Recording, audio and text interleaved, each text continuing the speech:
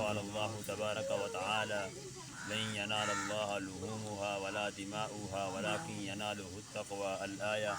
صدق اللہ مولانا العظیم۔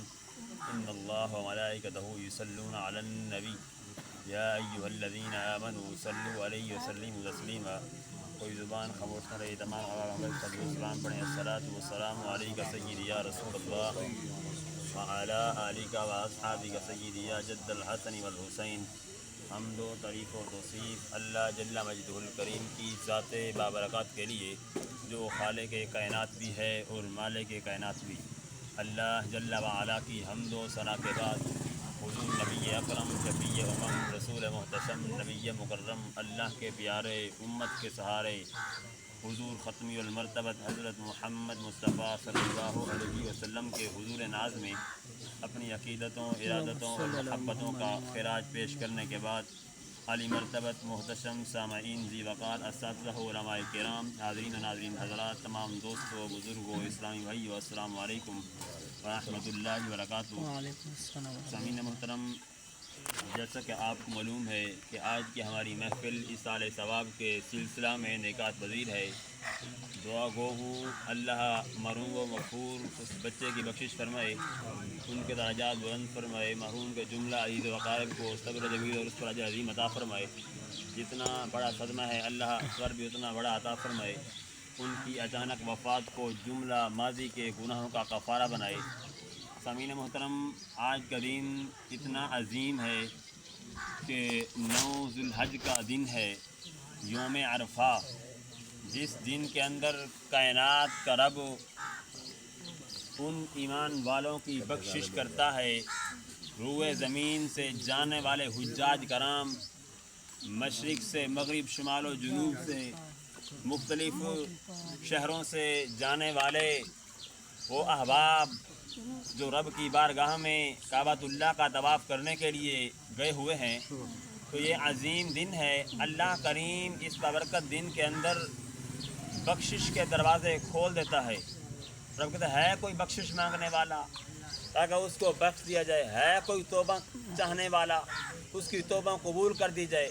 دیکھو نا، بندہ دنیا داروں سے ملاقات کرنے کے لیے جائے، کیا پتہ ملاقات ہو یا نہ ہو، اپنا گھر چھوڑ کے دوسرے کے گھر میں جائے، وہ تو تھی مخلوق کی ملاقات، لیکن انسان اگر خالق کی ملاقات کرنے کے لیے ایک لمحے کے لیے بیٹھ جائے، اس رب کو یاد کر لے، اس رب کی بارگاہ میں حاضر ہو جائے، تو پھر انسان کی رب سے ملاقات ایسی ہوتی ہے، اور رب اپنی رحمتوں کے دروازوں کو کھول دیتا ہے، بلکہ وہ کہتا ہے کہ قریب ہے ان لوگوں کے لیے میری رحمت، جب میرے رحمت کے سائے میں آ جائیں پھر میں ان پر اپنی خاص رحمتوں کا نزول فرما دیتا ہوں۔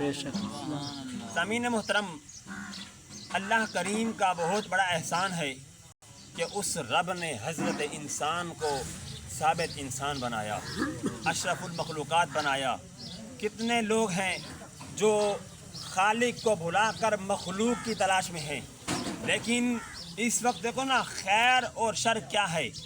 خیر یہ ہے بندہ رب کی رحمت میں آ جائے، اپنا تعلق، اپنا رشتہ اللہ اس کے رسول کریم کی ذات کے ساتھ جوڑ لے، پھر اس کی دنیا اور آخرت بہتر ہو جائے گی۔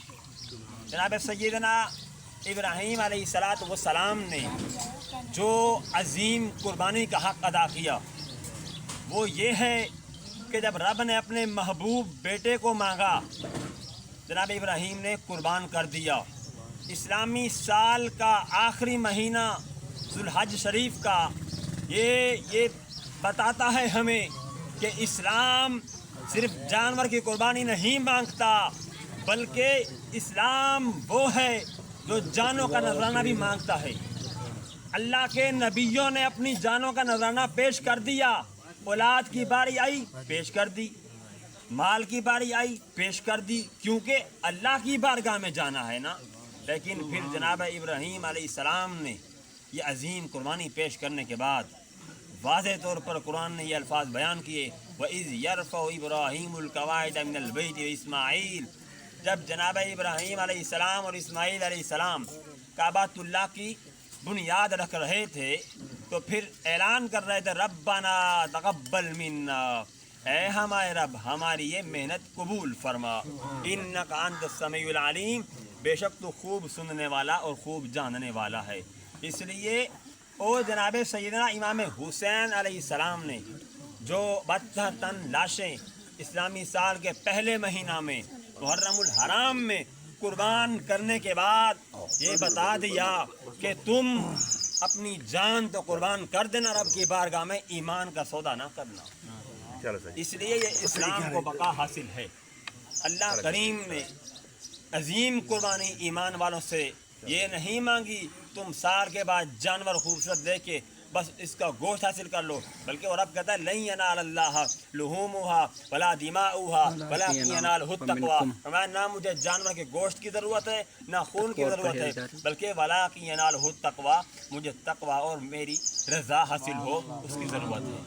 اللہ کی رضا کے لیے جو بھی عمل ہم کریں گے وہ قابل قبول ہوگا۔ اللہ عمل کی توفیق عطا فرمائے۔ اسما ہوگا سحر کے نور سے آئینہ پوش، ظلمت رات کی سیما پا ہو جائے گی، اس قدر ہوگی ترنم آفری باد بہار، نکہت خوابدہ غنچہ کی نوا ہو جائے گی، پھر دلوں کو یاد آئے گا پیغام سجود، پھر جبیں خاک حرم سے اشنا ہو جائے گی۔